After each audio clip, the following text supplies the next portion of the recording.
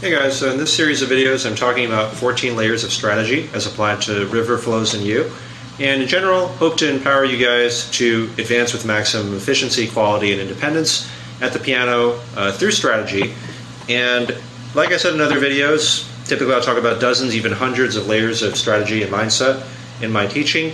Here I've just arbitrarily chosen 14 layers. There definitely are way more than this. They could be in a different order. There could be different ones that I could have chosen. I just decided on these. We're not even going over like musicality, for instance. We're not using the metronome, or we're not like doing mental practice. I don't think. I forget if that's on the list or not. But it's just one idea, one way to go about getting started with incorporating these concepts. And the general idea is that it's way more powerful to combine many different independently effective concepts, tactics, strategies, whatever you want to call them, rather than just using them in isolation. Because hey, if you're using just one, there's an opportunity cost from not using all of the other things that would have helped you anyway, right? So anyway, so in terms of the layers that we have so far, we have talked about separate hands, slow, observant, and to quality.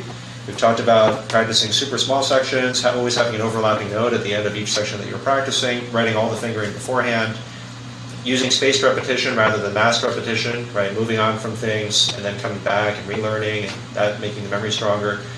The logical notation in my logical methodology, and the idea of adding in reverse, starting from the ends of things rather than starting from the beginnings over and over again.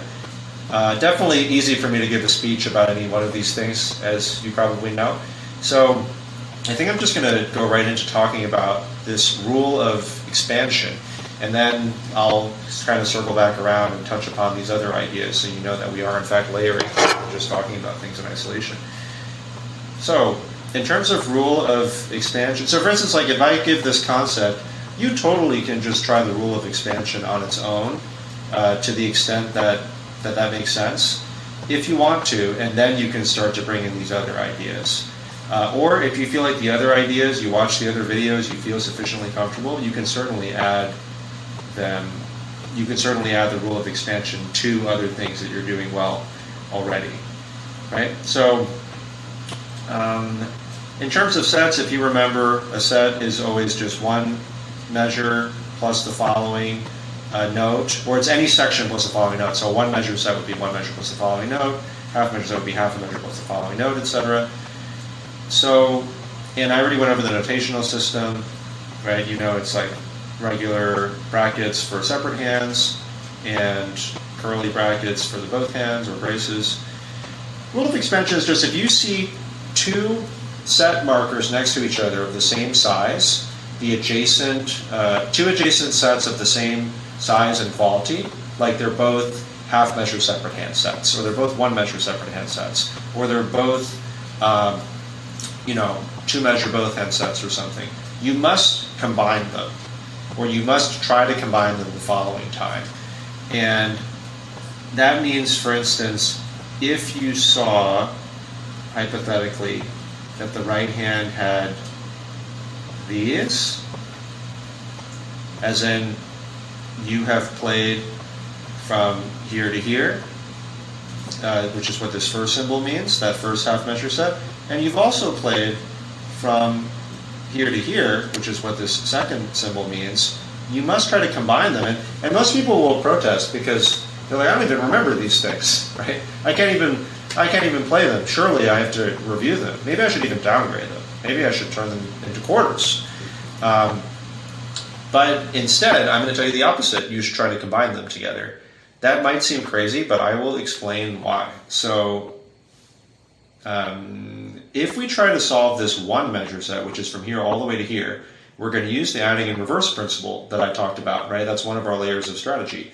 If we add in reverse, there's no hard and fast way to do it. You just have to decide how much to add in reverse. Do you want to start with the last quarter, the last half, the last eighth? For instance, it might be that you do the last eighth measure set, and then the last quarter, and then the last 3/8, and then the last half, and then the last 3/4, and then the whole thing. That's one way that it could go. Or it could be you start with the last quarter and then the last half, right? There's a lot of different ways to add in reverse. But as you start to do this, so I'm adding in reverse in order to attempt to solve this entire one measure set, because I'd solved the half measure ones previously, the last pass through. I allowed spacing to, allowed time to go by, I forgot it, now I'm relearning it, right? That's the spaced repetition part. I'm doing maybe last part. Okay, so first of all, I've already resolved this half, right? And then maybe I'll like add 2 notes or something, right? So I'll demonstrate a sec. So let's say that I played that last half measure set. So I'm like, right? I'll even demonstrate the last quarter first. Maybe I just did this part first, like this part. I'm like, and then now I'll do the last half, right? Which is from like here all the way to there. And then now maybe I'm adding those 2 notes I just mentioned like a moment ago. Okay. Now let's say that for some reason I try to play from over here and it just like totally falls apart. Like, maybe I don't know, I'm just tired, or I'm at my like memory capacity for the day. Well, now I can try to play from the beginning, right? Maybe I'll try to play.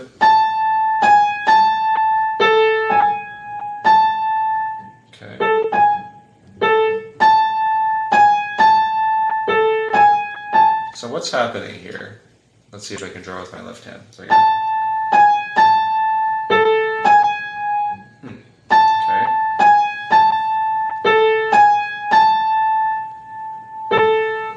All right.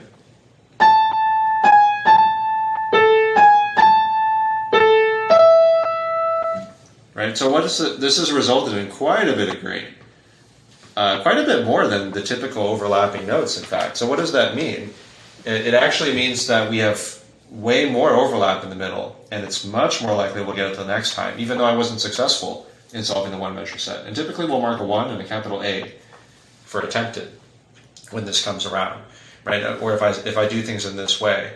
So now the next pass through, I will, it's very possible that I'm going to get the whole 1, because I already have this much overlap in the middle, right? So there's no downside in terms of the rule of expansion. If you're successful, well, if I were successful, I would have just solved the 1. I would have just erased these and then just increased them into a 1. But since I was unsuccessful, I marked a 1, capital A for attempted, and and that was great because it's an investment for the next pass through. So yeah, so that's how I would describe that. So as I'm making my way through, it's like, oh, let's pretend I was actually successful. So maybe I ended up solving this 1 over here. Okay. Let's say that I already had some halves here, like the previous time. Maybe I have some halves over here.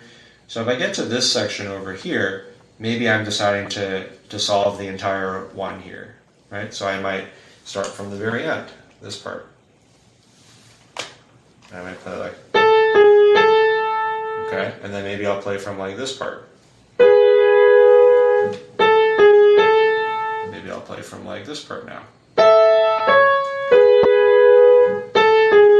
Now from the very beginning of the measure.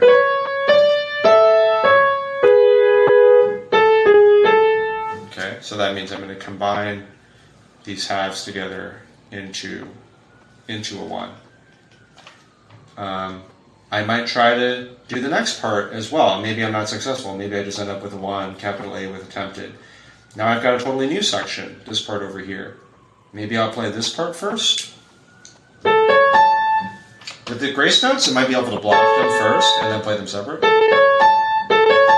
Now maybe I can play from like over here. I guess this part. Okay, and then maybe I can play from over here. Now I have this note.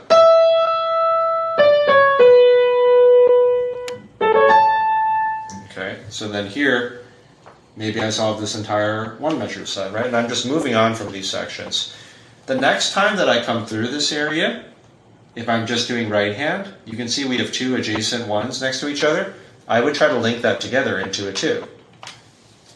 So that next pass through, I would increase them to their next size. I would actually start from the very end of this one over here. I'll just do this as a quick example here. So I might do like, again, this part, because my goal is to get all the way from here to there. Because I've already done these ones, I'm going to try to combine them into a 2. Maybe I'll play this part. Maybe I'll play from here. Maybe I'll play from here now.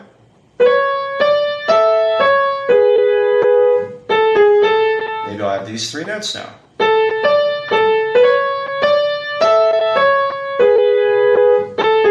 Now I'll play from here.